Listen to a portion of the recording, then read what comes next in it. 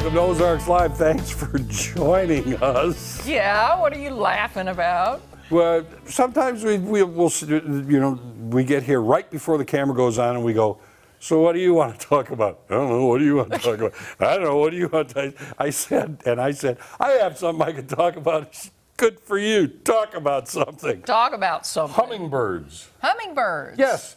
I went on a shoot today, this morning, and the weather was perfect. You know, sat back.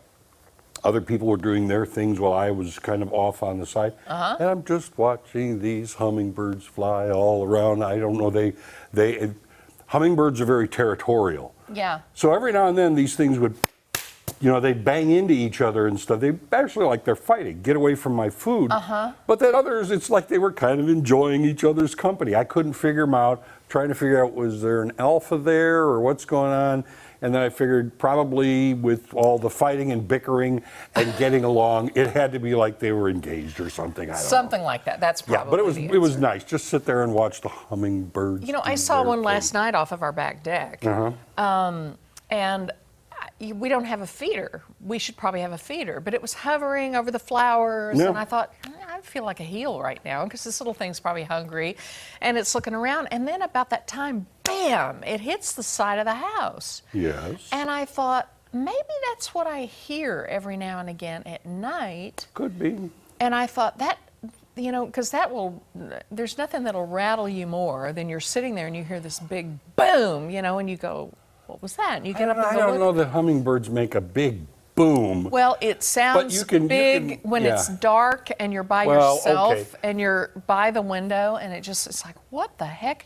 But I don't know why. If it's dark, no, I'm not thinking that. I think that's a goblin. You think it's a goblin? Yeah. By the time it's dark, the hummingbirds are asleep. They hang upside down like a bat. Maybe it's a bat that I'm hearing. I don't know, but I did see one hovering off the deck last night, and I thought, that poor little thing they are so fun to watch. They are. They really are. You can get caps with a feeder right on the end of them and just sit there and don't move a lot. They'll come and feed right in front of your face. That's what we need, is a cap with you just sitting there. Yeah, that's what I need to see. Absolutely zoned out.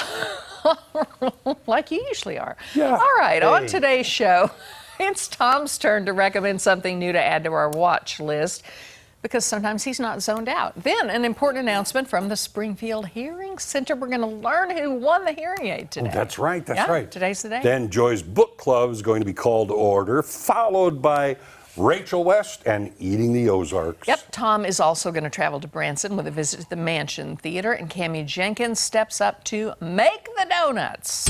But before we get to all of that, we're going to show you what's on the radar. All right, I've got one for you. You ever run into somebody's twin? Do you ever see somebody and go, you have a twin? Yeah. Your own? Oh, you told me that. You did run into your... That's weird feeling. Twice, two different ones. I've approached people and asked to take a picture because I want to show them the person. Like my cousin Travis absolutely found his doppelganger one day, but I'm able to show that person. I'm not a nutcase. I'm not a stalker. I'm going to show you what I'm talking about. I saw your daughter's doppelganger when we were in Vegas. We both did, and that was freaky. All right, but what if you get pulled over and this person shows up at your window?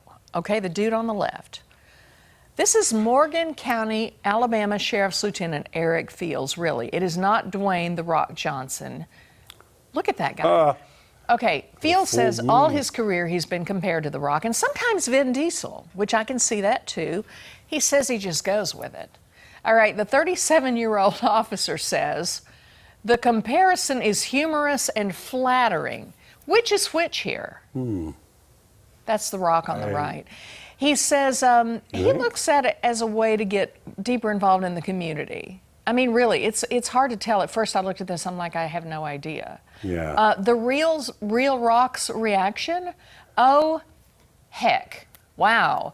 The 49-year-old tweeted, the guy on the left is way cooler, referring to Fields. He added, stay safe, brother, and thank you for your service. One day we will drink a Terramana, which is one of his tequilas, apparently. And I need to hear all of your Rock stories because I know that you got them.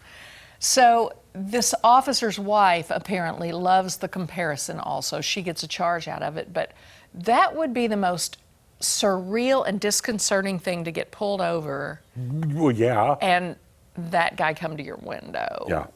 Don't talk back. Yeah, don't hurt me. Don't hurt me. It's The Rock. Can I just take a selfie?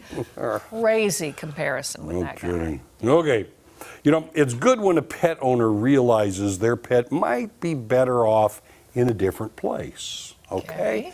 A New York City resident contacted the Humane Society of the United States, the New York State Department of Environmental Conservation, the New York Police Department, and the Bronx Zoo, and they all worked together to do the right thing for the 80-pound, 11-month-old cougar. That one right there. Turns out the owner had bought it as a cub from an out-of-state seller, recently decided to find a new home for the now bigger and older cat once it started showing signs of aggression. Oh, gosh. Yeah, of course, little cougar cubs look fuzzy and cute, yeah, but they can grow up to be rather dangerous.